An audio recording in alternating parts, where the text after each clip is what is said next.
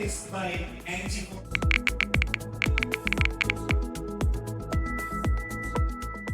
Polusi di Jakarta terutama dan sekitarnya mencapai tingkat yang cukup mengkhawatirkan. Nah, jadi dengan langkah baik kita bersama untuk kita mulai membangun ekosistem ini dan kita apresiasi langkah dari MG4 atau MG ya dengan produk-produk barunya ini. Mudah-mudahan ini bisa meningkatkan minat masyarakat juga untuk mulai memperhatikan moda transportasi yang ramah lingkungan.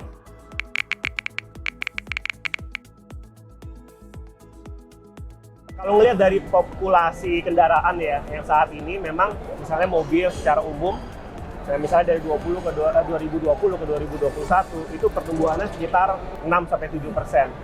Nah, sedangkan untuk pertumbuhan dari kendaraan listrik terutama 4 roda, itu dari bulan Mei sampai bulan Juni aja itu bisa mencapai 6-7%. Jadi tingkat pertumbuhan yang sama. Nah, ini yang kita lihat, kita coba optimis gitu ya, supaya kendaraan listrik juga semakin baik. Kita juga bisa melihat bahwa ini sesuatu yang baik dan promising gitu.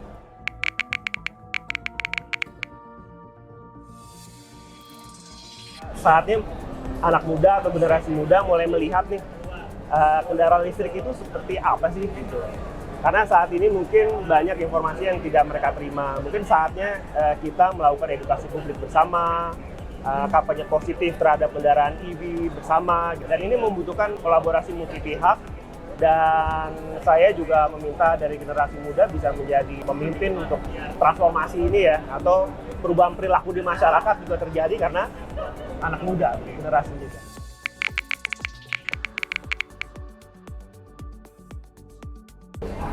Kalau yang start mungkin saatnya kita mulai melihat ya informasi-informasi baru gitu ya, mulai terbuka. Jangan alergi, jangan status quo juga ya, bahwa saya udah punya mobil, saya udah punya motor, udahlah saya nggak mau. Tapi coba melihat ini ada hal-hal yang baru dan bermanfaat. Dan yang perlu kita mungkin lanjutkan adalah kolaborasi-kolaborasi seperti ini. Saya rasa kolaborasi hari ini dengan MG, dengan Pak Eli dari Voltron, juga dengan pegiat-pegiat lingkungan, ini cukup baik untuk mengamplify pesan-pesan yang supaya kita bisa menjaga lingkungan dengan kendaraan listrik.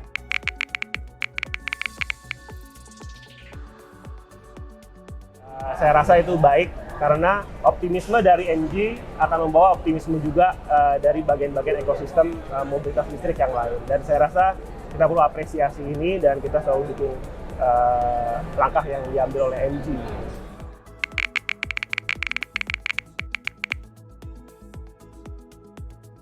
Kalau saya melihatnya gini, kalau ada tanggapan seperti itu karena mereka belum paham landscape-nya. Landscape-nya tuh ada ekosistem di dalamnya, siapa stakeholders-nya, apa yang mau dikerjakan. Jadi hanya masalah matchingkan persepsi dan perspektif tadi yang saya bilang. Tugas kita untuk giring mereka ya ke dalam tadi supaya persepsi mereka dapat ya mengenai climate change. Yang kedua perspektifnya adalah satu komponen mengenai elektrifikasi ini. Saya kira itu fokusnya. Kalau kita bisa giring mereka, itu bukan siap nggak siap, akan siap.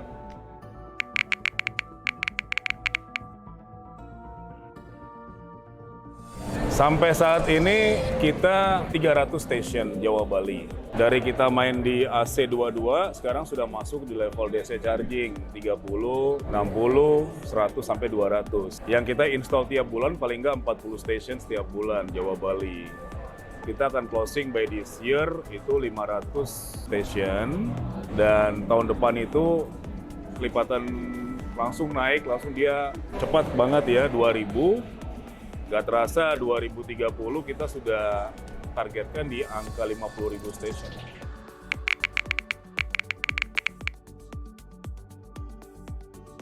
Orang bisa karena terbiasa. Karena memang kita 75 tahun hidup dengan mobil ICE. Sekarang kan ada order dunia berubah ya, kebiasaan baru berubah. Itu pada saat mereka mengenal EV dengan segala kenyamanannya, performanya dan seterusnya itu, justru mereka tidak mau pindah ke IC lagi. Jadi hanya masalah kita strengthen ke mereka untuk edukasi.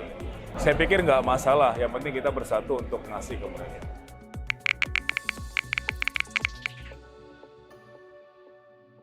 Melihat MG4 EV ini satu kesatuan yang nggak bisa dipisahin ya, antara performa daripada baterainya, masuk ke powertrainnya, ngeluarin outputnya, sama sasis body semua jadi satu bagus. Itulah saya bilang satu merging system yang bagus antara British Engineering sama Chinese, bagus dua ini.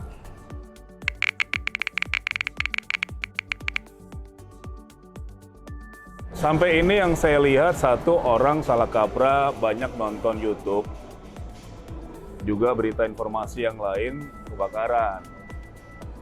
Jadi masalah entah lagi idle fire ya, atau lagi nge-charge itu ada incident fire gitu kan. Itu karena memang saya bilang mereka punya keraguan karena mereka belum ngerti. Saya sebagai pelaku usaha ini juga ngadepin hal bukan sekali, beberapa kali sampai dengan sekarang juga itu mau pasang dia nanya, "Li, kalau kebakar gimana?" Ya. Terus kalau apa namanya tiba-tiba korslet gimana? Ya, itu it takes me yang menjelaskan itu nggak bisa gamblang, tapi harus buka data.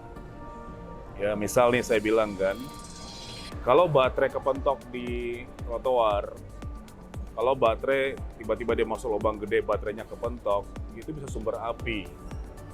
Jangankan nge-charge. Pada saat dia masuk dia parkir, dia jalan, tidak berasa apa-apa, dia masuk gedung dia parkir, tiba-tiba keluar asap gitu kan.